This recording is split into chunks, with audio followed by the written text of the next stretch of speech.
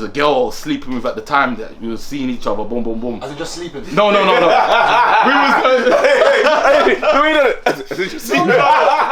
seeing each other. Just my girl. She was my girl at the time. No, sorry. I just want to make sure that. Yeah, no. This is reaction. As in just sleeping. So we was seeing each other, but the relationship wasn't good. It was negative energy.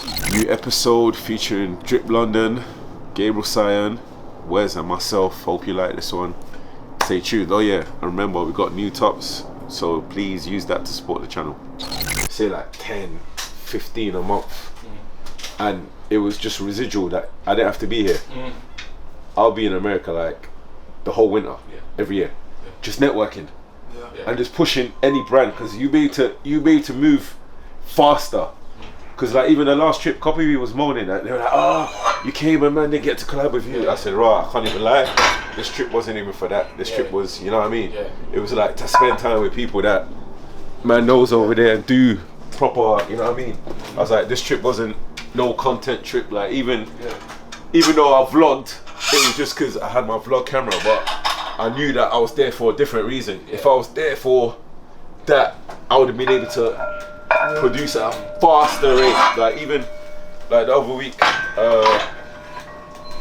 when I come back thinking my boy was gonna do the concert, someone I know from here she stopped in Miami for a couple of days. I should have gone there. There was a thing called Ebony Fitness Weekend, and she was like, nearly everyone who's like big in the black fitness community over there, they were all in Miami, and she was just collabing. Bear in mind, these people got like 250,000 followers, 1 million followers, but they were just linking her. She's only got like 10k, but she was like, everyone was trying to collab. They were saying like, oh, you should have stayed longer. I said, yeah, it's the mentality over there, because they can see where your mind is at, so they're trying to. But here, slowly, in the fitness, it's starting to get there. All of a sudden, slowly. Okay, when it comes to collabing, so okay, let's look at your journey with Drip London. Okay, I'm gonna assume that the first time I saw Drip London was probably around 2019, 2020. Now it could have been before then. It was around that time. Around that time. So I got it that was right. around that time. So why did you? Let's talk a bit about your background. So what country are you from? Nigeria. Nigeria. Are you Igbo, Yoruba? Both. Oh, so one parent's from Igbo side, one's from the Yoruba side. Okay, and was you born in Nigeria or born? No, born here still. Born here. Okay, so if someone asked and said, are you Nigerian or British, which one would you use? Obviously my parents are from Nigeria, but I'm British, innit? Like I don't even speak the language, but you know, Okay, Shobo Yoruba? Nah. That basically means you understand Yoruba. So that means you don't really understand. No, I don't even. Yeah, they never really spoke to me in it. Okay, now have you? I'm assuming you've been to Nigeria. Yeah, a few times. Now, would you say that when you go to Nigeria, do you feel like what feels more like home to you? Would you say England or Nigeria? England. I think last time I went to Nigeria was a bit too rough. Okay. Yeah, it was a bit too rough, but because I ain't been before then. I ain't been in years, so I think I went probably like 7 years ago. Okay. Yeah. Ain't been back since, but obviously through doing the clothing, it's been pushing in Nigeria. So they're like, yeah, come. So yeah, I'm due to touch there this year still. Okay, and in regards to sort of schooling, did you finish secondary school? Did you get A to C's? Did you go college? Did you go university? What's been your education process? Because being a Nigerian, unfortunately, sometimes our parents are very hard on us when it comes to education. So what's been your educational background? Obviously, I went secondary school, went college. Okay. What did you study in college? Business studies. Okay. So obviously before, I didn't even finish the business studies. Okay. Because I went jail. Okay. You know what I'm saying? So then obviously came out and then just started, when I came out of jail, just started just focusing on making money. You know what I'm saying? Now can I ask you in regards to, I'm not going to focus on that, but now in regards to jail, now would you say that, now all of our parents, most of our parents teach us right from wrong. Is it fair to say that, what would you say was your influences that might have led you that way? And would you say that there was nothing that your parents could have done? With me, I grew up with my grandma. Okay. So it wasn't like mum and dad was there. So a lot of things I had to teach myself. You know what I'm saying? So I think it was when, I think my mum passed away when I was 13. Okay, rest in peace. Yeah, so from that age there, it was like, yo, you're a big man now. Okay. Because you know how African parents are, everyone's got their own little families. You know what I'm saying? But I live with my grandma. She's already got 3 kids already. Okay. So I'm having to teach myself everything new. There weren't no one there to teach me nothing. So my hustling skills were just like from early. When my friends were playing, I'm there hustling. Yeah. You know what I'm saying? So I always had that mentality like I've got to look after myself. There weren't no inheritance or, you know, come from a rich family. Yeah. I had to figure it out myself. So I was always good at making nothing into something. You know what I'm saying? I was always good at, even down to I'll wear Zara.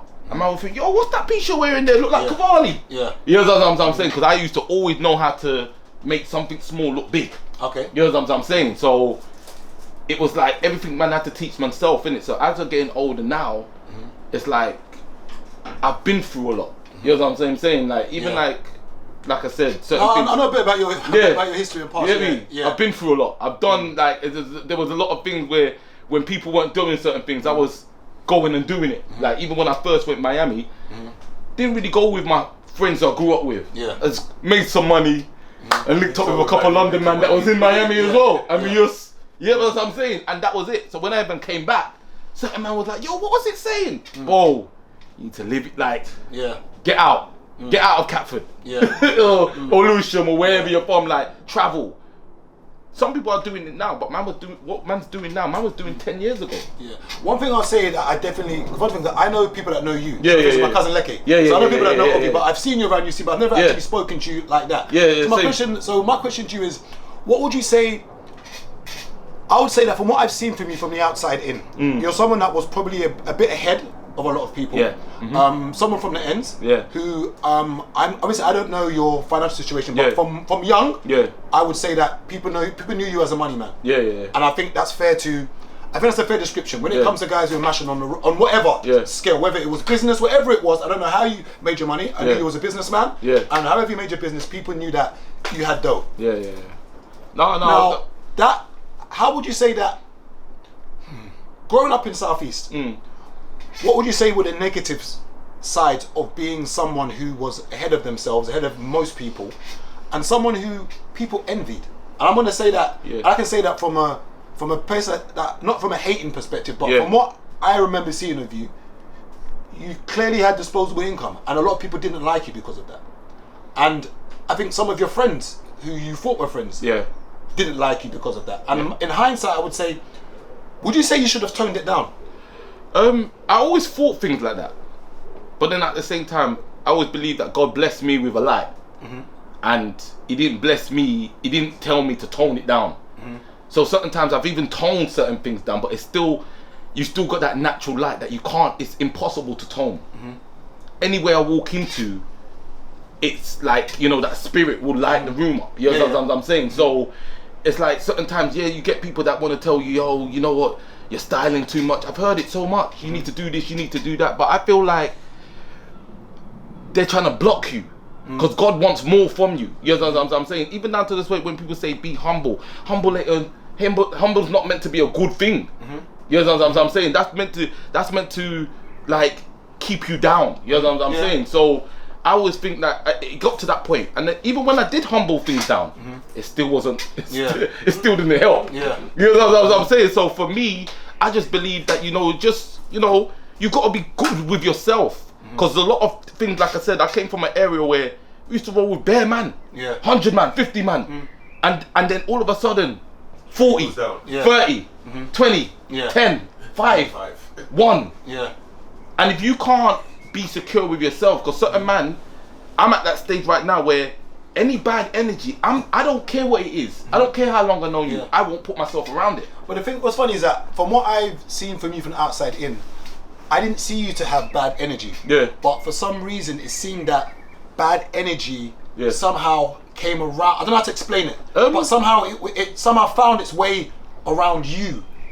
I don't know if that makes sense. Because I've never seen you as something. You got some people who their faces always push up. You know, you've got some people who I don't call them bad man. I say they're troubled. Because anyone who just walks around like something's wrong with you, like something you're not okay. Does that make sense? So I don't applaud bad man or someone who just seems grumpy every minute. You didn't seem to have that kind of energy. No, I've never had that energy. But is it unfair for me to say that somehow that maybe those people with those energy somehow found themselves around you? And I had that issue. And I think it came to a time where I spent a lot of time by myself. I had to clean I think even like with the brand, the brand helped me clean up everything. I mean, I took myself away from a lot. I see you doing that.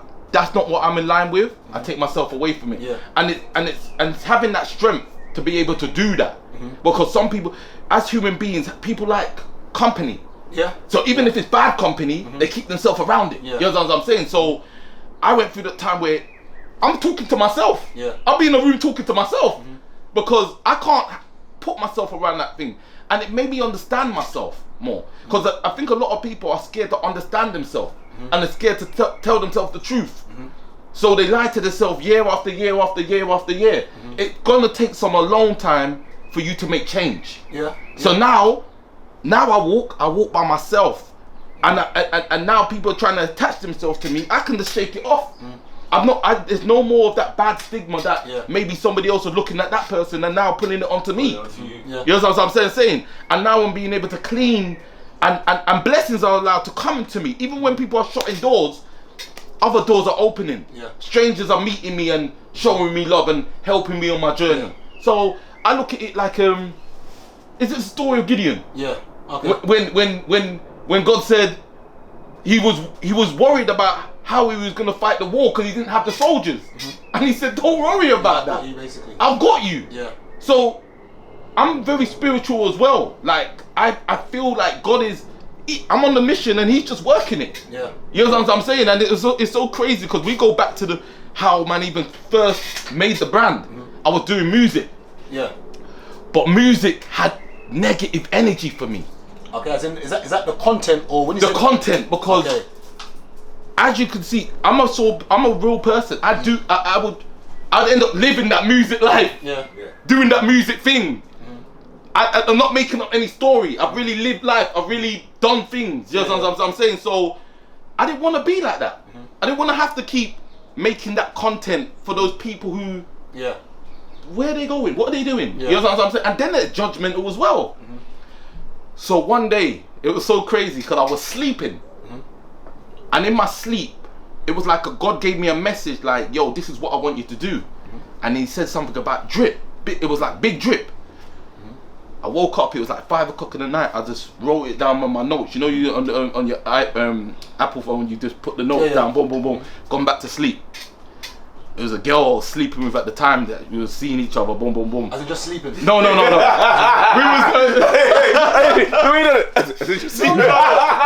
seeing each other. My girl, she was my girl at the time. No, sorry, I just want to make sure that no. This is reaction. As you just sleeping. So we was seeing each other, but the relationship wasn't good. It was negative energy. Yeah, that was part of something I needed to get away from as well. I think there was a time. I remember that period. Yeah, there was that period as well. So, like I said, I woke up and I said to her, "Yo, I had a dream, you know, about making a brand." She said, "Don't waste your time. Everyone does that." Yeah. I looked at her. I said, "Okay, cool." Anyway, went back to my plan. As in her? As in... Huh? No, we wasn't. Oh, sorry. Yeah. Of the clothing. Went back to the plan of the clothing. Sorry. I was looking at her there. You're just a hater. Okay. Anyway, as I started getting a graphic design, making the things and and it started to come to light. And people started liking the brand and asking. One day she said to me, "Oh, can you make me a hoodie in with gold writing?" I looked at you and I'm like, "Yeah, you're on the way out. You ain't never touching this brand. You're on the way out." She didn't know at this time because I was planning my exit. You know what I'm saying? Checked out mentally. So it was like I said, look at the negative energies that was trying to stop me from creating. Because like I said, somebody next to you could knock you down. Yeah. When realistically, we need to be supporting each other. Yeah. That's where we're going to get to another thing about our people supporting one another. Yeah. That's another part we're going to get to. But yeah, anyway, just built the brand, and ever since then, man's just been going forward. But then I had to cut people around me that was negative because they were making the journey heavier. Okay. You know what I'm saying? They're getting in problems. It's getting me in problems. Certain man will do certain thing, and I'm getting, yo, those are your boys. Okay, yeah. These times here, we're all living different lives. But I think at what point? So okay, and I'm happy you mentioned that because obviously we grew up with certain people. Yeah. Okay, and I think at some point, I know it sounds bad, but we outgrow some of our friends. 100%. And I think some of us still have trauma that we've not dealt with, and sometimes our friends still bring that around us. Now, I've taken a lot of time to deal with my trauma, especially growing up, even with family and with friends, especially with our past. Now, before I get to that, how do you and Chiz actually know each other? As in, how did you become friends, or how are you familiar with each other, or how do you know each other? We met through mutuals. Yeah. We met through like over 10 years ago. Then we ended up going on holiday 9 years ago. Okay. That was a trip still. DR. So we ended up going DR 9 years ago. Oh, that was DR? Yeah, that was 9 years ago. So you was with the person, and I was with the person. We were both with. Even that time there. So even when he's even talking about that. So fast forward 2 years before that, used to go on loads of boys' holidays. Obviously, when I got with this girl, I stopped doing the boys' holiday. I'll bring the girl on the boys' holiday. And that's what we will do. We'll bring our girls on the boys' holiday. Because I believe after a certain time, if you've got a girl, you can't really be going on boys' holidays. Because for me, when I was going on boys' holidays, I was lenging everything. And I don't think that's acceptable when you've got a girl. You know what I'm saying? If it's that case, bring your girl on a boys' holiday. Okay, yeah. And that's how it should be done. Just right off the whole trip. Hey, you know what's killer though? What's killer though, during that period, so some of our bridges that used to have us around, it was like, remember, they all in relationships, innit? So they would have us around, because it was like, these are relationships, their relationship. But the moment we became single, he cleared both of us. Okay. Literally cleared both of us. We're not around like that no more. We see them, but it's... Now, what is your version of him? So I've given my version of how I saw him, because I was like to, and also I want you to give your version of Chizzo before you met Chizzo, and your version. You don't know much about me, so you might have a version. What's your version? But I knew you as Leke's cousin. Yeah. Always knew you was a businessman. Okay. I think everything that man saw was business. Okay. Yeah. Okay. I didn't see nothing else but business. Yeah. What was your version of Chizzo before you met Chizzo? Did you like Chizzo before you met Chizzo, or did you not have an opinion of Chizzo? No, Chizzo was, when I met him, I didn't know him from like my ends or anything. Okay. So it was just like, yo, he's just a good guy. I met him. He was actually seeing a girl at the time, so it's not like I saw him playing on the field. Yeah. He was a upstanding guy, you know. There's nothing too bad to say about man. You know what I'm saying? It's always been correct. And what was your version of him before you had a conversation? Because obviously you're someone that I think most people on the ends have seen. Yeah. Because as I said, I see you as, from growing up, I'd seen you as a person. I just seen you as a money man. Yeah. I just be straight, and I'm not a hater. I can acknowledge that. So I've always seen you as not loud as in verbally loud, but loud as in, if he's there, you know he's there. Yeah. If that makes sense. That was my a version of you. So it's interesting that you got into fashion, because it's almost as if it's another way for you to express yourself without having to express yourself. In other words, you're expressing it in the clothing instead of it being you. So in other words, the clothing speaking for you. I don't really need to say that. Like, it's so crazy, because like I said, I was doing music, and I felt like music was, I didn't like the feeling of music. It was almost like an alter ego coming out. And it's like, he does whatever. You know what I'm saying? When I started doing clothing, I could be much quiet, subtle with it. Don't need to say too much. Just bam, bam, bam. Yeah. I don't really talk too much. You don't really see me saying much. How did you started then? So what was it? So you woke up one day, and you've got someone that you were sleeping with, and then you woke up one day, and you said, okay, I've had an epiphany, I'm going to start something called Big Drip London. Okay? So what was the first sample or the first thing you done that you gave to somebody? What was it? Was it a t-shirt? Was it a hat? What was the first thing you done that you gave to somebody and you was like, raw, this feedback's kind of good. That made you decide, I'm going with this. I didn't even give it to somebody. Okay. I wore it for like 3 to 4 months myself. Oh, and seeing the reaction when you were wearing it. So, because people normally used to me wearing like designer clothing, I've seen it. They thought it was like a Mary or something. So I would wear it like the hat, the t-shirts, and people automatically thought it was like a new brand that, you know, I'm just sporting. Yeah. So when that man said, yo, where'd you get that? I looked on the internet, I couldn't even find it. Okay. I'm like, okay, yeah, man, you know that sauce, man, you know that sauce, man. You know what I'm saying? So that's how man did it. And I didn't release it till I was sure. Okay. So it was just getting all the right pieces to it, like even down to how the brand looks now, and the idea when I first had it, I went through so many different logos. to it was like, this is it. Yeah. This is it. Now, in regards to copywriting and trademarking, was that difficult or not? Because drip is obviously a word which is in the dictionary. It's not like a word which has been made up or a word that you've put together. So, what was the copyright trademark process, or how have you managed to do that? It was basically because what I want is for those who want to get into fashion, I want them to kind of understand certain bits and pieces. So obviously, even down to when making the brand, you know how we are. We're thinking maybe we do it in Italian or French, or I was trying to think something that was more, foreign. Yeah. And then it was a bit difficult because man's not French, man's not like, you know what I'm saying. And then it was just someone said to me, I was having a conversation with one of my friends, and she's a girl. She's very like, when it comes to making things, she's very good like that. So she's like, oh, why don't you just make it look foreign? Okay. Yeah. And that's where it was like, okay, you know what? Then we flipped the R upside down. Okay. Because I think a lot of people try to do drip. And I think a lot of people in the UK, when they're doing certain things, they do too much. Okay, yeah. So it's like hustle man something or whatever some name. And I thought something very, because I noticed at the time a lot of brands like Gucci and Louis Vuitton was symbolizing their logo. Just direct. Yeah. You know what I'm saying? It's not too much. And then I thought, yo, Drip London's just the way it looks, the way it's just direct. It looks like it's been here, like for many years, like it's been part of the culture. You know what I'm saying? So for me, it was just that little change of the R being upside down and adding it the way and just putting the London towards it to give it that foreign. Because when people in France would love something saying London, somebody in America will love something saying London. You know what I'm saying? So straight away it went into that luxury. It went into that luxury side of things. You know what I'm saying? So, and that's how people's taking it. That's why you'll see people wear Drip London with LV, Drip London with Dior, Drip London with Amiri.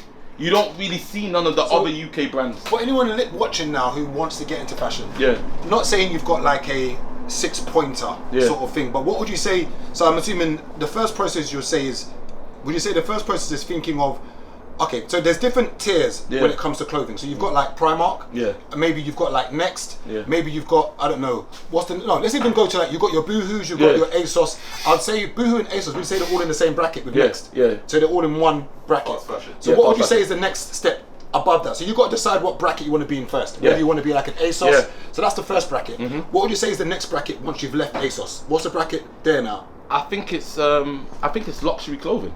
Oh, so what you're saying is there's only two spectrums. So you've either got, so when you think of, say, I don't know, House of CB, would you call that luxury?